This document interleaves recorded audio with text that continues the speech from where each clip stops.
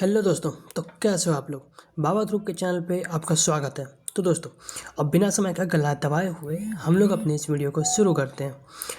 तो इस वीडियो में मैं बात करने वाला हूँ third and fourth step of regenerative model के बारे में। देखो, पिछले वीडियो में मैंने फर्स्ट और सेकंड स्टेप के बारे में बता दिया था और बोला था कि थर्ड और फोर्थ स्टेप अगले वीडियो में बताऊँगा। तो गेस व्हाट, मैं आ गया हूँ लेके अपना थर्ड और फोर्थ स्टेप का वीडियो। तो शुरू करते हैं। तो देखो दोस्तों, अभी थर्ड और फोर्थ स्टेप बताने से पहले मैं थोड़ा रिकैप कर देता हूँ फर्स्ट और सेकंड स्टेप के बारे में। तो दोस्तों देखो, फर्स्ट स्टेप के बारे में तो कुछ खास बताने के लिए है नहीं, तो सेकंड स्टेप के मैं पीक से शुरुआत करता हूँ। तो देखो, थर्ड स्टेप पे जाने का सिंपल रास्ता क्या है। तीन चीज़ है, बेसिक सा बात जो हमें फॉलो करना होगा अगर थर्ड स्टेप पे जाना है। तो सबसे पहले एक एसेंस कल्टीवेट करो। मतलब अब एक एसेंस क्या होता है जो मैंने पिछले वीडियो में बताया, लेकिन फिर भी अभी फिर से बता देता हूँ। तो देखो, वर्ल्ड को मास्टर करने का तरीका होता है बाय लॉ। लॉ के थ्रू वर्ल्ड को मास्टर करो। कोई भी एलिमेंट हम नेचर से उठा सकते हैं, फायर, थंडर, वुड, वाटर, कोई भी एलिमेंट, और उसको हम लोग कल्टीवेट करते हैं सेकंड स्टेप में, और कल्टीवेट करके उसको पीक तक ले जाते हैं। और एक बार वो पीक तक चला जाएगा ना, फिर वो बन जाएगा एक एसेंस। और एक एसेंस तो तुमको कल्टीवेट करना ही पड़ेगा अगर तुमको थर्ड स्टेप में ब्रेक थ्रू लेना है तो। और वो एसेंस कल्टीवेट करना बहुत मुश्किल काम होता है, बहुत बहुत ज़्यादा मुश्किल। अच्छा से अच्छा इंसान ज़िंदगी में एक भी कल्टीवेट नहीं कर पाता है। और फिर देखो, वो एक एसेंस कल्टीवेट करना एक रास्ता है, ठीक है। फिर दूसरा फिफ्थ हेवन स्प्लाइट, जो कि सेकंड स्टेप का आखिरी कल्टीवेशन लेवल है, एकदम आखिरी। फिफ्थ हेवन स्प्लाइट तक पहुंचो और एसेंस को मास्टर कर लो, एक एसेंस को। ये दोनों काम जब तुम कर लोगे तो तुम्हारा शरीर में जो एनर्जी है ना, उसका फ्लक्चुएशन उसमें थर्ड स्टेप का हल्का हल्का आने लगेगा। फिर इसके बाद तुम नेचर से, एक टर्म है वाइड गेट, अगर तुम्हारा जो शरीर का जो एनर्जी है ना वो फ्लक्चुएट करने लगेगा ना थर्ड स्टेप के एनर्जी के साथ, तो वॉइड गेट अपीयर होगा। और जब वो वॉइड गेट आएगा ना, तो तुम उस वॉइड गेट को तोड़ सकते हो। और तोड़ने के बाद उस वॉइड गेट से एक एनर्जी निकलेगा जो कि वॉइड गेट का एकदम यूनिक एनर्जी होता है। और फिर तुम उस अपने एसेंस से उस एनर्जी को जब मिला लोगे ना, तो तुम क्लियर कट एक थर्ड स्टेप कल्टीवेटर बन जाओगे और थर्ड स्टेप में ब्रेक थ्रू ले लोगे। मतलब सिंपल सा तीन चीज़ फॉलो करना है। एक एसेंस कल्टीवेट करो, फिफ्थ हेवन स्प्लाइट पे जाओ, और जब अपने पावर से वॉइड गेट समन करो, और जब तुम वॉइड गेट आ जाए तो उसको अपने एसेंस और पावर से तोड़ दो। और जो उस वॉइड गेट को तोड़ने से जो एनर्जी निकलेगा अंदर से, उस एनर्जी को अपने एसेंस से मिला लो। और जैसे ही दोनों चीज़ मिल जाएगा, तुम एक genuine pure third step cultivator बन जाओगे। अब यहाँ पे एक सवाल आता है, क्या कोई इंसान एक से ज़्यादा एसेंस कल्टीवेट कर सकता है? तो दोस्तों देखो, इसका सवाल का जवाब जो है बड़ा ही सिंपल है, और आंसर है हाँ, कर सकता है। क्यों नहीं कर सकता? एक, दो, तीन, जितना चाहे उतना कर सकता है। लेकिन क्या लोग कर पाते हैं वाकई? तो आंसर है नहीं। देखो, मैंने अभी से कुछ समय पहले क्विंगलिन के बारे में बताया था कि वो बहुत रेयर बंदा था और उसने 2 एसेंस कल्टीवेट किया था। तो सोचो, वो पूरा का पूरा रेल में इतना पावरफुल बंदा बन गया सिर्फ 2 एसेंस के साथ। तो क्या सोचो, 2, 3, 4, 5 कोई कर भी सकता है? भाई, 2 एसेंस कल्टीवेट कर लेना ऑलरेडी बहुत रेयर चीज़ होता है। तुम 1-2 एसेंस कल्टीवेट कर लो, वही तुम्हारे लिए बहुत है, समझे। एक एसेंस कल्टीवेट करना भी बहुत मुश्किल काम है। फिर 2, 3, 4 तो छोड़ ही दो, 2 पे तो तुम जीनियस बन जाओगे, और 3 पे तो पता नहीं क्या ही तुमको भगवान बुलाने लगेगा सब लोग। तो कल्टीवेट किया जा सकता है एसेंस, जितना चाहे उतना किया जा सकता है, लेकिन समस्या है कि कोई कर नहीं पाता। सबके गेंद फट जाता है करने में। एसेंस कल्टीवेट एक भी करना बहुत मुश्किल होता है। तो मैं तुमको एसेंस क्या है बता दिया हूँ। अब तुमको पता चल गया है कि थर्ड स्टेप पे ब्रेक थ्रू कैसे लेते हैं। वो एसेंस ही मेन चीज़ है। मेन चीज़ एसेंस है। अगर तुम एसेंस को सक्सेसफुली कल्टीवेट कर लेते हो तो थर्ड स्टेप पे ब्रेक थ्रू नहीं लोगे।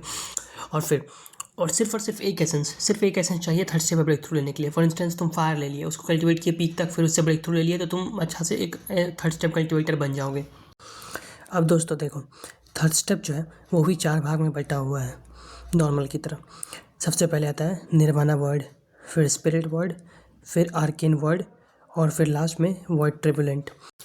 अब दोस्तों देखो, जो निर्वाणा वर्ड, स्पिरिट वर्ड और आर्केन वर्ड है ना, इसके जो सब लेवल्स होते हैं ना, वो है लो, मिड, हाई और पीक। जो नॉर्मल शुरू से चले आ रहा है वैसे ही रूल फॉलो होता है।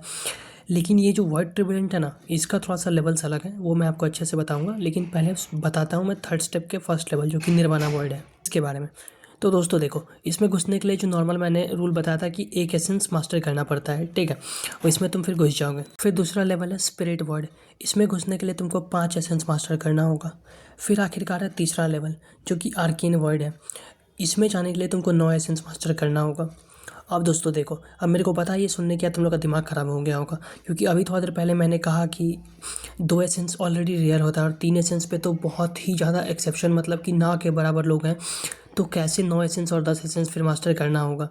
और मैंने कुछ एपिसोड्स पहले क्विंगलिन के बारे में बताया था, जो कि आर्केन वर्ल्ड पे है, और उसने भी सिर्फ 2 ही एसेंस मास्टर किया है। तो आखिरकार ये क्या लॉजिक है। तो दोस्तों देखो, एसेंस मास्टर करना बहुत मुश्किल काम होता है, और वाकई 1 या 2 या 3 एसेंस ऑलरेडी लिमिट होता है इंसान का, बहुत मुश्किल होता है इससे ऊपर मास्टर करना।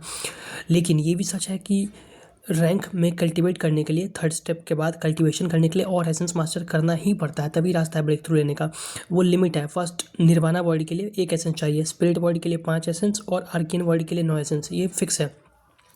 तो दोस्तों देखो, अब इस चीज़ को तोड़ने के लिए, मतलब इस रूल को तोड़ने के लिए एक चीट कोड का इस्तेमाल किया गया रेनेगेड इमॉर्टल में, और वो था जॉसलिम। अब ये जॉसलिम बेसिकली क्या है ना, कि एक फ्यूल है, एक तरह का चीट है।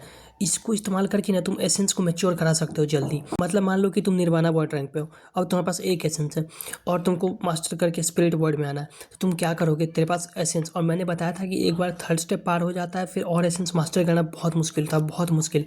तो उस वक्त क्या किया जाता है, जॉस फ्लेम का यूज़ किया जाता है। और जॉस फ्लेम बेसिकली मैंने बताया कि एक तरह का चीट कोड है जो कि एसेंस को जल्दी ग्रो करने में हेल्प करता है। तो इसी जॉस फ्लेम, इसी चीट कोड की मदद से एसेंस मास्टर किया जाता है जल्दी जल्दी, और लोग आगे के लेवल्स में ब्रेक थ्रू ले पाते हैं। इसलिए जॉस फ्लेम का वैल्यू बहुत बढ़ जाता है इस लेवल में आके। और अधिकतर लोग जॉस फ्लेम, अधिकतर क्या, लगभग सब लोग जॉस फ्लेम ही यूज़ करते हैं कल्टिवेट करने के लिए। लेकिन जॉस फ्लेम जितना तुमको चीट एक तरह का दिख रहा है, तो ये चीट है भी और एक तरह का बहुत बड़ा ट्रैप भी है। अब इस ट्रैप के बारे में मैं नहीं बताऊंगा, लेकिन याद रखना, जो भी जॉस फ्लेम से कल्टिवेट करता है ना, वो कभी हेवन डिफाइन कल्टिवेटर नहीं बन सकता है। अब तो तुम लोग कहोगे कि क्या वांगलिन ने जॉस फ्लेम यूज़ नहीं किया था। तो दोस्तों नहीं, वांगलिन ने जॉस फ्लेम यूज़ नहीं किया था। वांगलिन सिंपल रास्ते से ब्रेक थ्रू करता है। एक्चुअली वांगलिन 3rd स्टेप में जाने से पहले ही 6 एसेंस मास्टर कर लिया था। 2nd स्टेप के पीक पे ही, जब वो निर्वाणा शैटर्ड के पीक पे था ना, तभी वो 6 एसेंस मास्टर कर लिया था। उसका जो 6 एसेंस था ना, वो था thunder, fire, karma, life and death, true and false and slaughter essence. ये 6 एसेंस की मदद से वांगलिन ब्रेक थ्रू करता है। और तुमको एक सरप्राइजिंग बात पता है, वो ब्रेक थ्रू सीधा करता है ना, तो निर्वाणा वर्ल्ड रैंक पे नहीं, सीधा स्पिरिट वर्ल्ड के मिडिल रैंक पे ब्रेक थ्रू करता है। अब जैसे कि मैंने बताया कि 1 एसेंस चाहिए निर्वाणा वर्ल्ड के लिए, 5 एसेंस स्पिरिट वर्ल्ड के लिए और 9 एसेंस आर्केन वर्ल्ड के लिए। तो दोस्तों देखो, अगर तुम 6 एसेंस के साथ ब्रेक थ्रू करोगे ना, तो हर एक एसेंस के लिए एक माइनर लेवल तुम सीधा जंप कर जाओगे। अब जैसे देखो, निर्वाणा वर्ल्ड में 4 सब लेवल्स होते हैं, लो, मिड, हाई और पीक, और स्पिरिट वर्ल्ड में भी 4 लेवल्स होते हैं। तो अगर तुम देखो, वांगलिन 6 एसेंस के साथ ब्रेक थ्रू किया, तो सीधा वो 6 सब लेवल्स क्रॉस कर गया। निर्वाणा वर्ल्ड का लो, मिड, हाई और पीक क्रॉस कर गया, और सीधा स्पिरिट वर्ल्ड का लो क्रॉस करके मिड, यानी कि spirit world, middle spirit world rank पे आ गया। ये था 6 एसेंस का वैल्यू। अगर तुम खुद से 6 एसेंस को कल्टिवेट करोगे, या फिर कितना भी एसेंस को, तो हर एक बार जब तुम बॉडी गेट से एनर्जी एब्जॉर्ब करोगे ना, तो तुम्हारा जो लेवल है, एक लेवल सीधा ऊपर हो जाएगा। मतलब कि तुम सीधा उसी लेवल में एंट्री मारोगे जितना तुम्हारे पास एसेंस होगा। तो ये एक रास्ता है, अच्छा फ़ायदा होता है अपना खुद से एसेंस कल्टिवेट करने का। और तुम अगर खुद से एसेंस कल्टिवेट करोगे, तो तुम उस ट्रैप में भी नहीं फंसोगे जो जॉस फ्लेम द्वारा सेट है, और तुम एक हेवन डिफाइन कल्टिवेटर बने रहोगे। अब चूंकि मैंने इतना बता दिया है, तो फिर आगे बताता हूँ। देखो, आर्केन वर्ल्ड में घुसने के लिए 9 एसेंस चाहिए। फिर लेकिन आर्केन वर्ल्ड के पीक पे जाने के लिए तुमको 9 एसेंस को फ्यूज़ करना होता है आपस में, और एक सिंगल एसेंस बनाना होता है, और एक सिंगल पावर बनाना पड़ता है, ठीक है। फिर उसके बाद तुम आर्केन वर्ल्ड के पीक पे पहुँच जाओगे।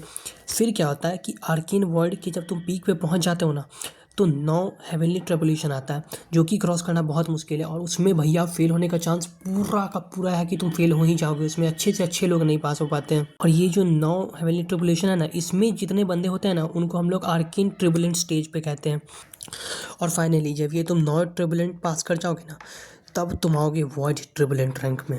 और दोस्तों, ये वॉइड ट्रिबुलेंट रैंक बहुत बड़ा है और भयानक है। दोस्तों देखो, वॉइड ट्रिबुलेंट स्टेज के जितने भी बंदे होते हैं ना, उनको ग्रैंड एक्सल्ट बुलाया जाता है। एज अ रिस्पेक्ट के तौर पे इनको नाम दिया जाता है ग्रैंड एक्सल्ट। फिर अगर कोई पीक पे पहुंच जाता है ना इसका, तो उसको एक और नाम दिया जाता है, वो है गोल्डन एक्सल्ट। और फिर जब कोई इंसान पीक को भी पार कर जाए और एक्सट्रीमली क्लोज आ जाए हाफ हेवन ट्रम्पलिंग के, तो उसको कहा जाता है एम्पायरन एक्सल्ट। और एम्पायरन एक्सल्ट भी 2 स्टेज में है, एसेंडेंट एम्पायरन और ग्रैंड एम्पायरन। और फाइनली ग्रैंड एम्पायरन वो आखिरी स्टेज है, जो कि एकदम एक्सट्रीमली, एकदम मतलब कि एकदम सबसे करीब होता है हाफ हेवन ट्रम्पलिंग लेवल के। और फिर इसको पार करने के बाद इंसान पहुंचता है हाफ हेवन ट्रम्पलिंग लेवल पे। और हाफ हेवन ट्रम्पलिंग लेवल को कह सकते हो तुम ट्रांजिशनल फेज 4th स्टेप पे जाने के लिए। मतलब कि जो तुम्हारा लेवल था ग्रैंड एम्पायरन, वो पीक है, ट्रू पीक है 3rd स्टेप कल्टीवेशन का। और 3rd स्टेप कल्टीवेशन के बाद सीधा लोग पहुंचते हैं 4th स्टेप पे। और उसी थर्ड स्टेप और फोर्थ स्टेप के बीच एक ट्रांजिशनल फेज है जिसको कि हाफ हेवन ट्रम्पलिंग कहा गया है। अब इसमें क्या होता है कि 9 ब्रिज होता है, हेवनली ब्रिज। उस 9 ब्रिज को पास करना होता है ताकि तुम हेवन को समझ सको कम्प्लीटली। और इस ब्रिज को जब तुम पार कर लोगे तब तुम फाइनली ब्रेक थ्रू कर लोगे फोर्थ स्टेप में, जिसको कि हम लोग कहते हैं हेवन ट्रम्पलिंग लेवल। जिसके बाद दुनिया चेंज हो जाएगा और पूरा का पूरा रेनेगेड इमॉर्टल तुम्हारे हाथ में आ जाएगा। तो दोस्तों देखो, इसके साथ मैं तुमको पूरा समझा दिया थर्ड और फोर्थ स्टेप। अब ये बेसिक्स आता है कि मैं पूरा अंदर डिटेल में पागल की तरह नहीं समझाना शुरू किया, लेकिन मैंने ऊपर से बता दिया इतना कि तुमको कम से कम समझ आ जाएगा कि लेवल्स किस तरह बटे हुए हैं, और तुम समझने लायक हो जाओगे कि कितना तुम देखोगे सीरीज। इस सब देखने के बाद तेरे को कन्फ्यूज़न नहीं होगा थोड़ा भी कि कैसे कैसे लेवल्स बटा हुआ है, किस लेवल पे हीरो अभी मौजूद है, कहाँ कहानी चल रहा है, कुछ कन्फ्यूज़न तेरे को नहीं होगा। तो ध्यान रखें। और दोस्तों मैं इतना बताया, बहुत मेहनत लगता है, स्क्रिप्ट लिखना पड़ता है, सब कुछ करना पड़ता है। सब्सक्राइब तो कर ही दो प्लीज़ यार, कर देना कर देना कर देना दिमाग से, याद से।